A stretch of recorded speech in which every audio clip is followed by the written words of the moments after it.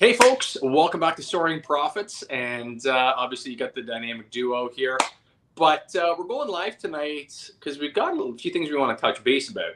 First and foremost, we better figure out the original question that everyone's mind. I was wondering that too. Yeah. So when you spend a weekend outside with a ball cap on and get like third-degree burns on the face, except for the little gap in the hat, Yep. this is what you look like. Or something like the iron fell on your face. Yeah, it does kind of look like I've been abused. Maybe, the CIA's after me and away we go, right? Yeah. But that's what happened today. That's why I'm hiding in Blue Mountain currently, because the CIA is trying to capture us. Yeah. So send us money at Soaring Profits Spotify. Yeah. So again, guys, check it out in the bottom here. We got the Spotify stuff going on. We've got, again, tens of listeners while they're checking us out. But obviously, we got a few things we've got to talk about today. So the market had an interesting. Hang on a second. Let me get rid of the what? Yeah, thanks. That makes me feel much better. Magic. So the world in the economic climate today really pivoted and changed. So there was a lot of interesting stuff going on over the weekend where a lot of people were kind of making the assertion that the bottom was in. Everything in the market had kind of taken into account all of the pain that had kind of been coming. The Fed, we're expecting they're going to come with either a 0.75, a 75 basis point, or a 100 basis point, so a 0.75% or a 1% increase at the next meeting here in a week. So everyone's kind of ready for it. We've anticipated it, right? Everything's coming down the pipe. We're ready for kind of that recessionary concerns that people are talking about. They're like, well, we still got some pricing power out there. Maybe this isn't going to be so bad. And then Apple talked. And I know that Apple doesn't, necessarily mean a whole lot into the world of finance. But Apple came out and said all of the things that all of these other massive organizations has been saying, but not getting the same media attention. And Apple has come out now and said that they are going to be laying off a large number of their workforce. So you had a day where people were running back to the stock market thinking, we hit the bottom, we're ready to go. And all of a sudden, Apple comes out around noon. This leaked document gets thrown out there, and all of a sudden they're like, we're potentially cutting 10% of our workforce. Same as what Tesla had said, same as what Meta, formerly Facebook, had said, same as all of these big organizations have been saying. But you guys knew that because you guys check out Soaring Profits, right? The profiteers, right? Yeah. So when Apple came out today, the market rolled right over. So it shit its pants, didn't know what to do, and people ran for the hills going like, we didn't see this coming. So that's what happened. So we had people today where you had Bitcoin up, you had cryptocurrency miners up, you had Palantir, like you and I hold near and dear to our hearts, that was up 3-4%. I was watching it going, interesting. Go, little engine, go. Right. And then at the end of the day, you get this huge rip back. And what this is that it's a new problem. And the problem, all the things that we've been talking about here on this channel for a long time now, about you have an inflationary spiral, costs are rolling up. You have, costs of goods sold. Companies like Target and Walmart are at the point where they're saying, hey, listen, you don't worry about returning it. We have nowhere to put it. So you guys just get rid of it, right? You guys keep it. We'll just give you your money back. Well, now you got Apple. Apple is a retail, but they're also tech. They're also software as a service. They've got all of these value-added propositions to them. And they're like, no, we're going to cut. We're going to make some deep cuts here, potentially 10% of our labor force. And that hit. That was now unemployment being added to this issue that a lot of these guys haven't taken into account. So now we've had inflation. Oh, what are we going to do about inflation? Then we had Fed. Okay, how hard are they going to hit us? And now we've got this unemployment aspect to tie to the recession, and it's going to get ugly, guys. There's also the ripple effect. Like I know that other companies are hired by Apple to do a lot of work for them. Like they're commissioned to make certain parts, or they're commissioned to make certain programs, or they're commissioned even to be a call center. And those people could also feel the effects of this. Right. Yeah, absolutely. If you're affiliated, so for instance, Foxconn is the world's largest tech manufacturer, and they're directly related to the manufacturing of smartphones. Okay. Mhm. Well, now, like James was saying, is that if you have an issue where you have a tech problem, you pick up the phone. In our hometown, we have one of their support call centers here. Yep. So I look at that and I go, is Apple's cutting 10? What is that call center going to be cutting? Are they going to cut 10? If Apple cuts 10, they're probably cutting 20. Or cutting it all and moving somewhere cheaper. Right. Right. Yeah. So now what? Right. And this is where this snowball, and it's just economics, right? The snowball effects. But there's opportunities here, right? So, you know, when we kind of take a quick look at everything in where we're showing the market today, you know, I look at a number of different stocks, and they're all charting in a position that's kind of scary right now, right? So let's take a quick gander here at what we have. So this one here is Tesla. We've been looking at Tesla for a long time. Let's scroll back here. Let's get a little broader look. Whoop. Too broad. Too broad. Let's get a little broader look here. Okay. So this has been the run-up of Tesla over the last year, right? So as we see, we have the big run-up right above my head. Mm-hmm. Boop, boop, boop. So that's where we run up into that, you know, about $1,250, $1,300 range, right? Up here. Okay. We are then consolidating in this channel. Okay. And we talked a while ago is that this was a support and resistance along the bottom. Okay. And then we broke through this. So what we're looking at here is we can take these measured moves and we can apply them to where we are. So this measure move back here, okay, through this channel here, was able to be applied down here to get our breakdown. See, this is the breakthrough, breakdown. That's where I anticipated. That's where it ended up. Right. I need to live on the difference, right? Yeah. So now you have what you're breaking down here. This is a new wedge, okay? The flag pole, this is a bear flag because it's going downward. For you profiteers that are out there that we had a conversation with this afternoon, this is the lesson. This is the one to look at. But so what we're doing here is we're creating a new pennant. Support, resistance, support, resistance, support, resistance. The resistance is a lower high every time. Lower high, lower high. Like this one's lower than this one, right? Yeah.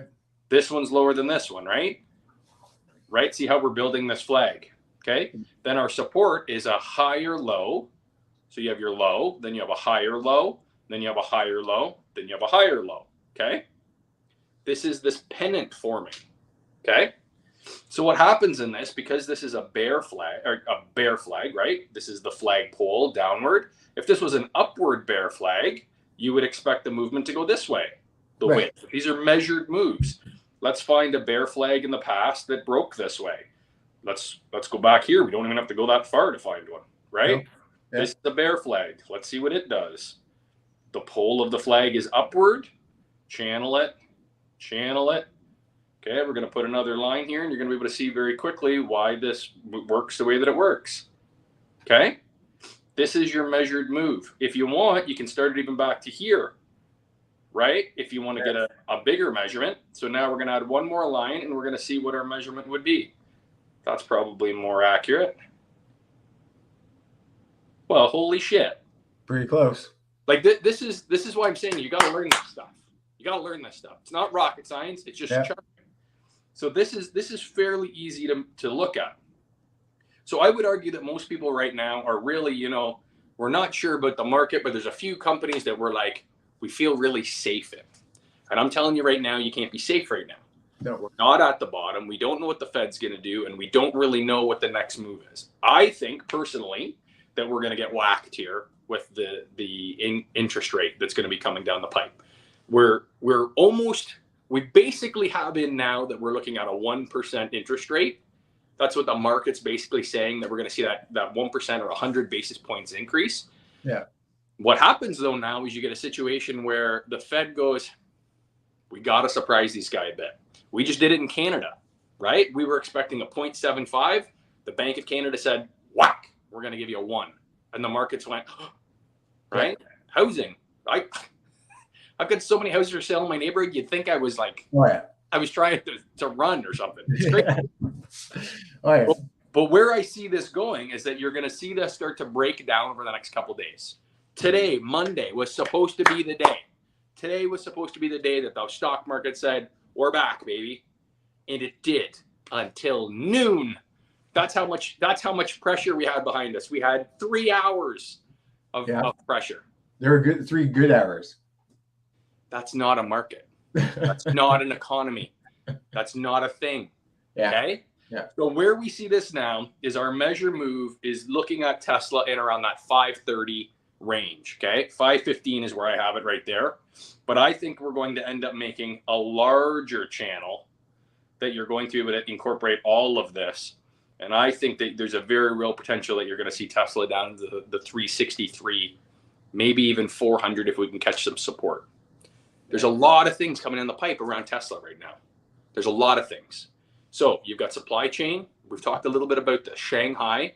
They're just starting to let their people out of COVID lockdowns. That's not okay. How do you make cars if you can't get people to work with the cars? Okay.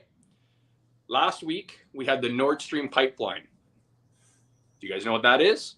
Yes. That's the pipeline that comes from Russia to Germany that brings oil. Okay. They decided they were going to turn it off for maintenance for 10 days. Do you think that's going to go back online? It's a pretty big negotiating chip for about 20% of Germany's fuel source from Russia. I imagine there's going to be some concessions, if at all, that comes back online, right? So Tesla just finished their Giga Berlin plant. Where's Berlin? Berlin's in Germany. There's a lot of shit coming down the pipe, okay? Texas, they just finished Giga Texas. Google Texas rolling blackouts this week. Texas had the hottest week on record, apparently, and they've had these brownouts all over Texas. Yeah. These are not good things for production. There's also the court case, the pending court case that makes people nervous. In regards to Elon? Yeah. Yeah. Elon's not a lawyer. He's not going to be fighting that. But yes, it's going to take some time. It still makes people nervous because his resources have to be used in a different direction. And what are his resources? He owns a shit ton of Tesla shares. Right. So when he needs to liquidate, that's what he does. He liquidates. Yeah. Right? So another one let's take another quick look at here, like say Bitcoin, for instance, because Bitcoin had a day, right? Like they decided to finally show up at the party. You had Bitcoin that was up almost 7% today on the prospective rally that never was, right? Like we had 3 hours of pump in the NASDAQ, in the S&P, and all of these things. And that pumped 7% in Bitcoin. Bitcoin is going to fall back under 20,000, I would say probably by week's end, if not before then, because there's just no momentum again, right? Everyone's trying to call the bottom. Yay, we're going to hit the bottom. It ain't in yet, folks. We haven't started. We're just tasting it. Oh, yeah. And this is where it becomes kind of scary. There's still a huge fallout in every sector that we have to take into account before we can say it's the fallout, I would think. Oh, I mean, right? There's a lot of, like, even like you were saying, the layoffs will affect sales and everything, but that won't be effective for about 4 months because you'll have like a couple of weeks before they actually leave, and then as each company lays off people, it affects at a slower level, right? So you might be 6 months out before the unemployment is hugely affected, and once the unemployment's affected, then your CPI, Consumer Product Index, would be affected. Am I right? Yeah, you're right. Profit right there. Yeah, you're you learning. Don't know what it means for me to be learning. That's right. Yeah, so that'll come back and bite us, and then when that does, it's like a circular thing, right? So unless something happens, like you're saying, unless they come out with the big hammer, which I guess Canada did recently, but really, is it the last hammer or is it just the first of many? Well, I think personally, like we've talked about before, is that we've got to chase the bond market. So let me show you what I mean when I say the bond market. So if your interest rates are debt, okay, they're a debt instrument. So bond yields, hang on a second. Thursday Night Live, 9 p.m. Please join us. We're going to have the wonderful Shannon. She's a wonderful young lady. That's all you got, eh? I'm afraid to say anything because last time I got it so wrong. She's a lovely lady, and she's talking about her. First of all, she's an entrepreneur. Second of all, she's a pediatric nurse. What it was like going through nursing through COVID. Some of the things that she had personally, you know, in her experience, the pros and cons of that. She's a fantastic person and watched a lot of families really destroyed during COVID. And I know that was a tough process for her. There was a lot of days she's like, what we're doing is really wrong. And we'll maybe shed a little light on that. And her personal experiences, we're not talking necessarily, you know, the industry in totality, but her personal experiences and you know, her kind of concerns about almost leaving the medical field completely. So she also is an entrepreneur. So she manages her own business or her line of cosmetic products and all that sort of thing. So I'm sure we'll have a conversation around that. I'm sure we'll probably get to the nursing crisis we're in right now, where there's not enough nurses in the field that they're shutting down certain health facilities. Right. Well, and I think, she'll definitely be able to shed some light on all of that stuff. So, so this here that I just pulled up here is the 20-year Treasury bond ETF. So this follows the pricing of bonds. Okay. So this is the price of bonds that goes down the more people want them. Right. Okay. So I've talked about this before. It says this is an inverse relationship. So stocks, if you want to hold a share of Tesla in your hand, you have to buy it from somebody. So the guy who owns it before you says, okay, I'm going to set a price. Okay. And you either buy it or not. Okay. So the market dictates that price. Right. How many shares there are times the price that you have for that stock is the total value of the company. Right. Okay. That's what's called your market cap. Inversely, when no one wants a bond, the price goes up because they have to make it an incentive for them to buy it. Okay. Because bonds are debt. Right. A stock is ownership. A bond is debt. Get what I mean? No. Okay. So a bond is it's not a debt to me when I buy it, but I'm buying the government's debt. You're buying the government's debt. Yeah. Right? And they're going to give you a rate of interest. Yes. Right? So say you give us $100, we get to use that money any way we want. Right. And we will give you 1% on your money. Right. Yeah. Right. Okay. So when we look at this now, this is the 20-year bond. Okay. You got to think that you're giving the government 20 years of your money. Yeah. And they're going to give you a rate. Okay. That would put me at 72. Not something I want to do. I'm just saying, we don't have to do the math. That gets scary. But what they've done here is this is an ETF. So it's traded exactly like you can see over here. Well, nope. On the far side, it's a price. Okay. It's a price at a dollar value, not an interest rate. Okay. Right. So if we look back to where this was, the height was in December of 21.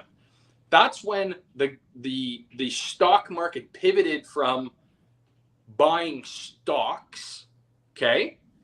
And they pivoted to going, holy shit, now what are we going to do? Right. Okay? So what happens there? Again, you got to remember, this is inverse, okay? The price of bonds, the yield starts going up. Right? So the price of bonds, the price of debt starts to go up because they're like, holy shit, what are we going to do with all this? We've bought, because the Fed bought debt to backstop the economy. That's how they bailed us out. They printed all this money and they bought all of this debt, all these bonds to backstop the economy, right? If you see down here, this is kind of complicated. I'm not asking you guys to understand this your first day, right? This down here is the bottom of the bond market. Okay. This is when the 15th of June was when the Fed started selling and liquidating their assets, their reserves. Okay. Remember, they bought all these bonds? Yeah. They're starting to sell them. What happens now? You got to remember, this is inverse. Nobody wants them. Right. Right. Nobody wants them. Well, why?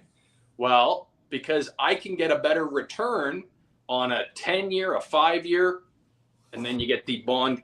You got this bond inversion where you get where people are like, I don't want 1, 2, and 3-year bonds because the market's going to shit.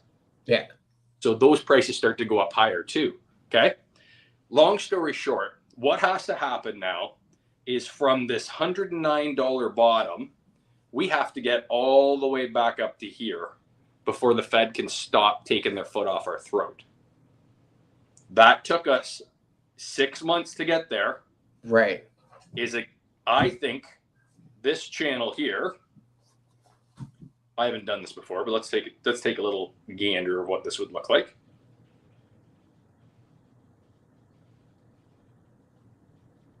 If we just exponentially draw that out. It's going on a straight line from where it was. Right?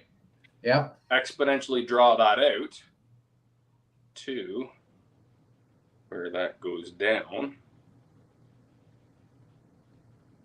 They look like a V? Yeah. A little bit higher, but I get what you're doing. Yep. So, but what I'm trying to get is the same angle of attack, right? Yep. Okay. So what we're looking at is November, December, before the Federal Reserve Bank is going to be able to take their foot off our throats and say, we've tightened too much. The bond market is back.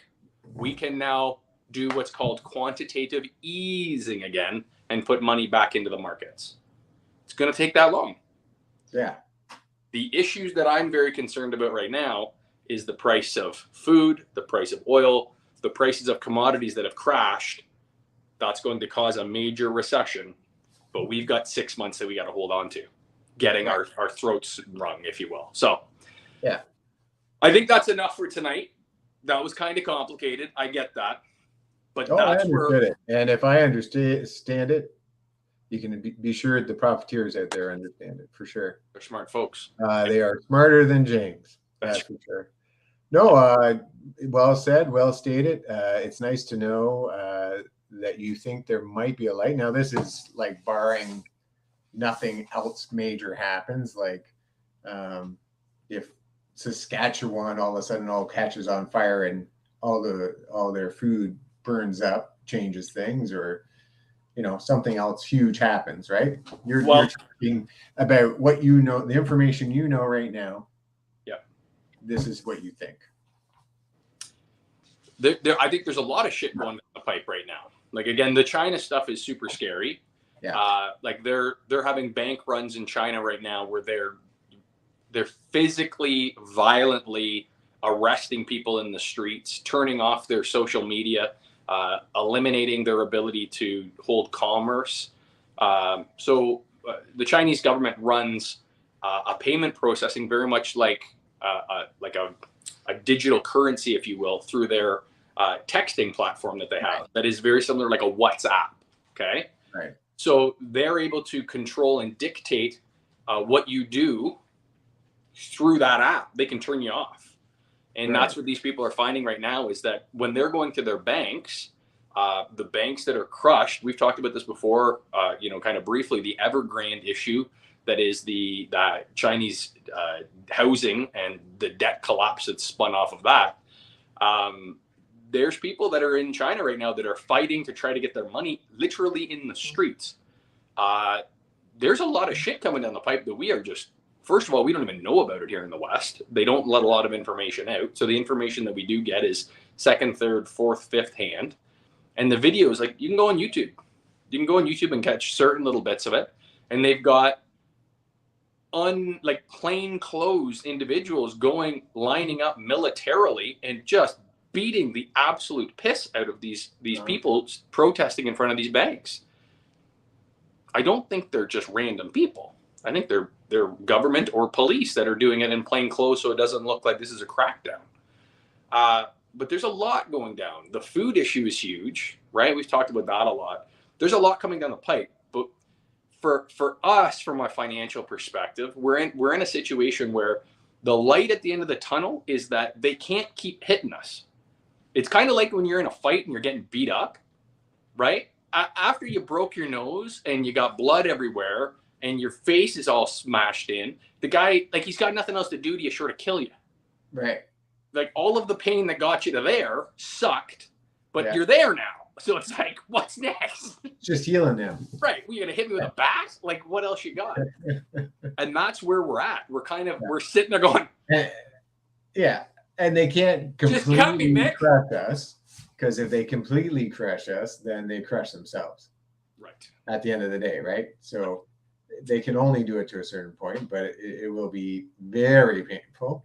And so what Pat's saying is have a lot of Band-Aids, some cold compresses. Just give me something to drink. Cut my eye, man. Cut it. For those of you that are like those of you like 80s and 90s kids, you guys remember the Brisk commercial? Rocky, just cut me, Mick. Give me something to drink. I was referring to the actual movie, but we can talk about the Brisk. That's what it was. It was Lipton Brisk iced tea, and it was like a claymation of like Rocky getting the shit kicked out of him. And he's like, just give me something to drink. It was awesome. Yeah. I wonder if I can pull it up. The wonders of technology. Probably good. Anyway.